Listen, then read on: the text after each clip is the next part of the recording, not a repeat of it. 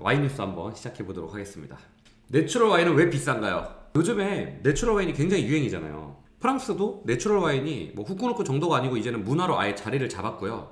파리 시내에 있는 와인바만 해도 절반 이상이 제가 볼 때는 내추럴로 거의 많이 깔아놓고 있어요. 근데 그 이유가 이제 뭐 여러 가지 이유가 있는데, 기존에 있는 좋은 와인들을 알로카시용을 받기가 힘들어요. 내추럴 와인은 대부분 좀 신생, 걔네들 거를 이제 가져오기가 더 쉬웠겠죠. 그리고 요즘에 좀 그런 트렌드도 있고, 그러다 보니까 점점 더 확장되는 추세가 아닌가. 그래서 몇 년 전부터 이제 서울에서도 내추럴 와인이 뭐 굉장히 좀 유행이고, 이제 그런 측면에서 이제 이런 기사가 나온 것 같아요. 자, 내추럴 와인은 왜 비싼가요? 내추럴 와인 하도 유행이라고 하니까 마셔봤는데 나한테는 맛도 없어. 근데 이걸 왜 이렇게 비싼 돈 주고 먹는 거지? 이런 생각이 들 수 있잖아요. 프랑스도 지금 마찬가지예요. 그래서 이 기사가 나온 거예요. 한번 보도록 할게요. 최근 와인 가격의 상승에서 내추럴 와인이 특히 두드러지며 종종 고급 제품으로 취급받기도 합니다. 과장 효과, 현실, 정말 럭셔리를 정의하는 것일까요? 지금 내추럴 와인이 좀 가격이 계속 오르고 좀 되게 힙하고 이러다 보니까 이게 진짜로 좀 제대로 된 게 맞나? 그냥 좀 과장된 거 아니야? 좀 고급 제품인 건가? 이제 이런 의문을 가지게 되는 거예요, 프랑스 사람들이. 자, 얼마 전까지만 해도 와인샵에서 10유로 이하의 가성비 좋은 와인을 찾을 수 있었던 적이 있었습니다. 하지만 광범위한 인플레이션과 원자재 및 생산 비용의 갑작스러운 증가는 와인 가격 상승의 전조였습니다. 이제 와인을 즐기는 소비자는 한 병에 15유로를 쓰는 데 익숙해지고 20유로 이상을 쓰는데도 주저하지 않습니다. 그래도 내추럴 와인은 요즘 같은 와인이 비싼 시기에 더 잘 팔리는 것 같습니다. 프랑스 사람들은 와인이 그냥 생활 속에 있잖아요. 그러니까 우리나라는 그냥 술 종류 중에 하나지만 이 사람들은 와인이 없으면 안 되잖아요. 와인에다가 돈을 그냥 무작정 많이 쓸 수는 없어. 자기한테 입맛에 맞는 걸 찾아가지고 그거를 막 이렇게 막 사먹는데, 몇 년 전까지만 해도 와인샵 가면은 그냥 10유로 이하짜리도 가성비 좋은 게 많았대요. 뭐 7유로, 8유로짜리 이런 거. 어느 순간 인플레이션 때문에 와인도 내가 예전에 뭐 10유로 이하에 즐기던 거를 그 정도 만족도를 주려면 막 15유로 정도 써야 되고, 좀 더 좋은 거 먹으려면 20유로 막 이렇게 줘야 되는 거야. 그냥 와인을 좀 즐기는 사람들 입장에서는 부담이 늘어났다, 이런 얘기가 될 것 같아요. 근데 또 이 와중에 내추럴 와인은 저렴한 게 아니고 항상 위에 있더라, 그 얘기를 하는 거예요.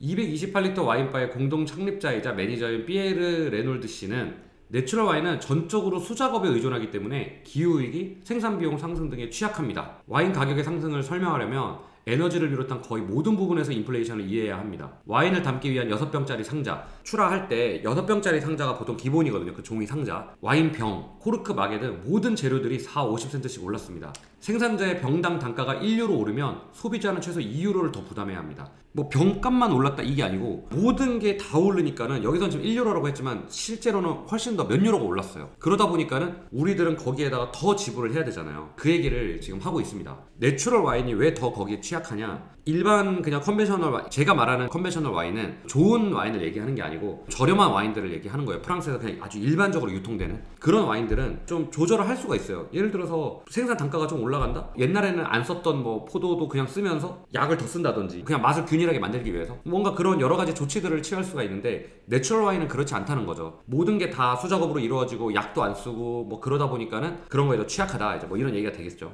내추럴 와인바 사장이잖아요. 대변을 하는 거예요, 그 내추럴 와인 생산자들을. 와인 생산자는 한 푼도 더 벌지 못했다. 최근 비용 상승에는 2, 3년 만에 2배가 된 물류 비용, 포도 재배 및 와인 양조를 위한 에너지 비용, 그리고 몇 년간 안 좋은 해로 인한 생산량의 타격도 잊어서는 안 된다. 쥐라 같은 경우에는 최근 몇 년 동안 생산량 거의 다 잃어버렸어요. 그런 것도 잊으면 안 된다. 하지만 최근에 가격 인상으로 생산자들을 살릴 수가 있었다. 그래도 가격을 좀 올림으로 인해서 와인을 잘 만드는 내추럴 생산자들을 좀 지킬 수가 있었다, 이제 이 얘기를 하는 겁니다.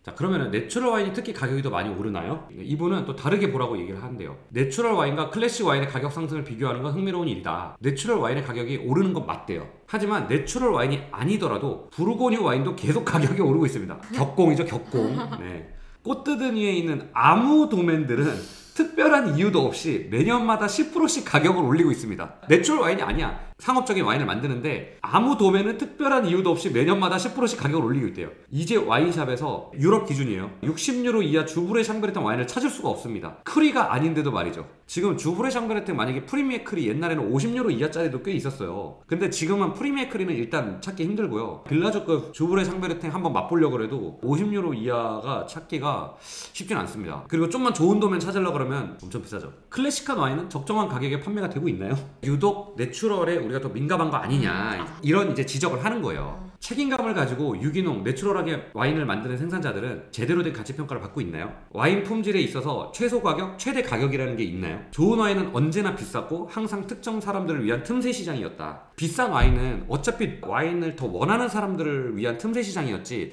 대중적인 시장이 아니었다는 얘기예요. 진짜 잘 만드는 그런 내추럴 와인 그런 생산자들 가치를 제대로 평가하지도 않으면서 왜 내추럴은 저렇게 비싸? 근데 클래식한 와인이 오르는 거는 크게 뭐라고 하지 않으면서 그냥 부르고니까 당연히 오른다 약간 이렇게 그냥 납득하면서 내추럴 와인에게는 더 좀 민감하게 잣대를 들이댄다. 뭐 약간 그런 얘기 같아요. 이분 말씀. 내추럴 와인도 그냥 내추럴 와인이 아니고 잘 만든 내추럴 와인을 얘기하는 거예요. 채팅으로도 말씀을 해주시잖아요. 내추럴 와인 한번 먹어봤는데 너무 맛없어가지고 안 먹는다 뭐 이런 분도 계시잖아요. 내추럴 와인 지금 너무 많아져가지고 이제는 10개 중에 저는 절반도 안 된다고 생각해요. 진짜 맛있는 내추럴 와인은 뭐 몇십 프로 되는 그 정말 잘 만든 내추럴 와인 생산자들은 진짜 힘들다는 거죠. 가격 상승으로 인해서. 어려운 얘기예요. 이분이 계속 이제 얘기를 합니다. 농식품 부분의 산업화는 우리가 음식, 음료에 낮은 가격을 지불하는 데 익숙해져서 질보다 양을 추구하게 만들었습니다. 세계화되고 좀 산업화가 되면서 이 식음료 쪽도 모든 사람이 이제 와인을 즐길 수 있고 뭐 모든 사람이 맛있는 걸 먹을 수 있고 하다 보니까 먹을 수는 있지만 퀄리티는 좀 떨어지게 되는 거예요. 그래서 이제 프랑스 얘기를 하는 건데 실제로는 와인 소비도 상당한 격차를 보인대요. 프랑스에서 와인 구매의 82%가 대형마트에서 이루어지고 병당 단가는 평균 7유로. 프랑스 사람들도 막 비싼 거 먹는 게보다는 데일리 와인으로 우리나라 돈으로 한 10,000원 정도 되는 거 이제 그런 걸 데일리 와인으로 먹는다. 그리고 80%가 마트에서 사 먹는다 이거예요. 음식 가격 지불하는데 이제 양이 좀 늘어나면서 단가는 좀 떨어지는 이제 이런 현상이 이제 생기고 있다. 이미 생겼다. 이제 그런 얘기를 하는 거고. 하지만 내추럴 와인은 유기농, 지속가능한 농법을 위한 사회적 비용이 더 들어가기 때문에 병당 가격이 더 높습니다. 우리는 대부분의 생산자들이 위태로운 상황에 처해 있다는 것을 알아야 합니다. 내추럴 와인은 기본적으로 포도 재배는 비오디나믹으로 해요. 와인 양조도 약을 안 쓰고 자연스럽게 하는 건데 무조건 그렇게 만든다고 해서 와인이 맛있어지는 게 아니에요. 내추럴 와인의 문제는 내추럴 와인을 규정하는 기준도 없다는 게 문제지 않나 싶어요. 그 규정이 없으니까 지멋대로 하는 거예요. 근데 그 지멋대로 해서 정말 장인들처럼 진짜 잘 만드는 것도 있는 반면에 진짜 그냥 지멋대로 만든 와인도 많거든요. 최근에 파리에서 시음회를 굉장히 많이 합니다. 내추럴 와인 시음회가 되게 많아요. 그래서 제가 가봤더니 저희 내추럴 와인 좋아하거든요. 근데 진짜 10개 중에 한 8개는 너무 맛이 없어서 와 제가 너무 실망하고 하나도 못 건지고 나왔어요.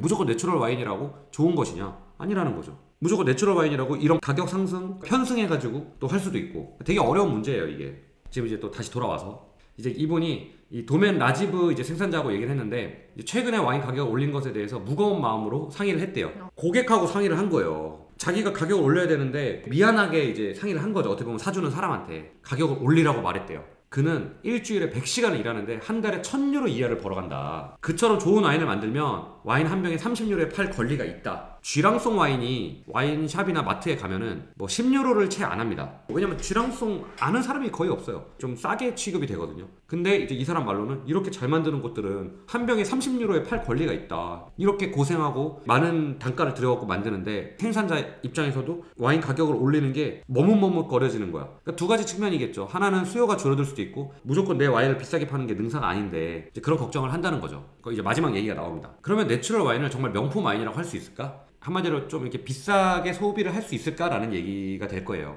볼테르의 말을 인용하자면 볼테르 이제 프랑스의 유명한 철학자죠. 사치라는 것이 필요한 것 이상을 의미를 한다고 하면 좋은 와인은 문명의 진보에 따른 자연스러운 결과물입니다. 좀 비싼 와인은 당연한 거라는 거지. 오랜 역사를 가진 비필수 소비재인 와인은 현재 새로운 시대에 접어들고 있을지도 모릅니다. 한마디로 내추럴 와인도 좀 고급 와인으로 취급을 해야 될 수 있다는 거죠. 수십 년간 무차별하고 무분별한 소비 이후 현재는 양 대신 더 가치 있고 비싼 것을 추구하는 시대에 접어들고 있습니다.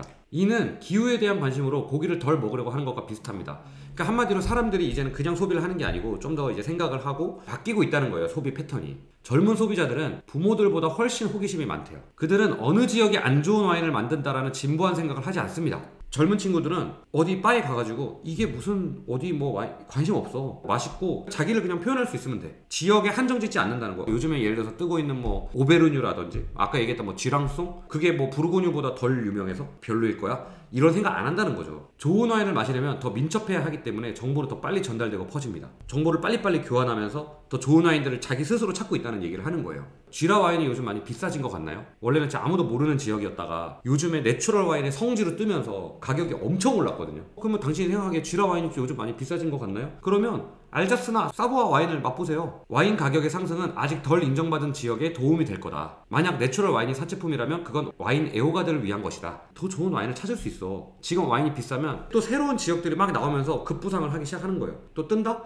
그럼 이 사람은 그러면 또 다른 와인을 우린 찾으면 돼. 그런 것들이 마이너한 지역들한테는 축복이라는 거지. 얘네들한테 기회가 될 수 있으니까. 제가 이번에 이 와인 뉴스를 준비하면서 이제 좀 생각을 많이 했어요. 프랑스에서 이런 기사가 나는 걸 보면은 내추럴 와인이 대세구나. 이제는 약간 옥석 가리기에 들어가지 않았나. 어차피 이제 내추럴 와인도 잘 만드는 데들이 살아남을 거고 즐기는 사람들만 좀 즐기는 좀 그런 게 되지 않을까 그렇게 생각이 들고, 가격이 오르는 것 자체는 우리가 어떻게 할 수 없는 부분인데 그 중에서 또 와인을 또 찾는 게 우리의 목표니까 그런 걸 의미하는 것 같습니다. 요거는 지금 프랑스 사정을 얘기한 거고, 이제 한국을 제가 좀 생각을 해봤어요. 이거 좀 굉장히 조심스러운 부분이긴 한데 말하기가, 한국에서는 그러면 왜 이렇게 비싼가 내추럴 와인이. 가장 대표적인 이유로는 생산량을 저는 꼽고 싶어요. 왜냐면 보르도는 생산량이 수십만 병 그리고 100만 병 이렇게 생산하잖아요. 내추럴 와인 같은 경우에는 진짜 많아봤자 제가 볼 때는 3만 병, 5만 병 막 이렇게 생산해요. 그러다 보니까는 수입사가 낮은 단가 후려치기를 할 수가 없어요. 수입하는 그 고종병은 똑같은데 어쩔 수 없이 가격이 좀 많이 들어오는 와인에 비해서는 현지가 대비 좀 높아지지 않나, 이제 뭐 그런 생각을 좀 하고요. 그래서 저는 한국에서 더 내추럴 와인 즐기기 어려운 것 같아요. 지금 프랑스에서도 그 옥석 가리기가 힘든데 한국에서는 그걸 더 신중하게 해야 되잖아요. 그런 게 좀 안타까운 부분도 있어요. 왜냐면 프랑스에서는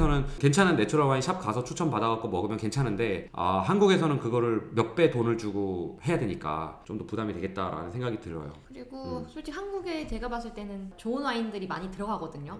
근데 문제는 3만 병 생산하는데 그거를 뭐 한 30개국에 나눠서 수출을 해요. 적은 데는 뭐 12병도 들어갈 거고. 그러면 그게 소비자한테 전달되기가 너무 힘든 거죠. 뭐 레스토랑에 있거나 뭐 애호가 분이 이제 수집을 하거나 있지만 없는 느낌 한국에. 그치. 그럼 뭐 당연히 가격은 더 올라갈 거고. 그래서 저희의 역할이 또 좋은 와인 찾는 거니까 좋은 내추럴 와인도 계속 한번 찾아보겠습니다. 오늘 와인 뉴스는 여기까지입니다.